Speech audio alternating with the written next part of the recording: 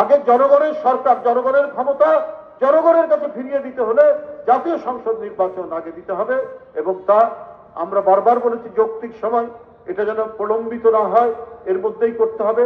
আর সংস্কার তো চলমান ধারা, সেই চলমান ধারা সেটা অব্যাহত থাকবে। জনগণের পক্ষে, জনগণের কল্যাণে, গণতন্ত্রের জন্য যা কিছু করা দরকার সেইটা করতে হবে, যাতে করে আবার কোনোদিন কোনো ফ্যাসিবাদ মাথা চাড়া দিতে না পারে।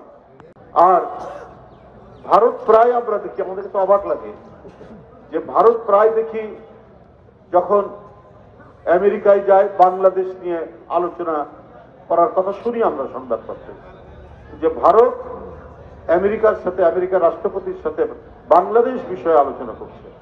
আবার আজকেও দেখলাম যে গতকাল না কবে যে ভারত যুক্তরাজ্যের সাথে বাংলাদেশ নিয়ে আলোচনা করছে।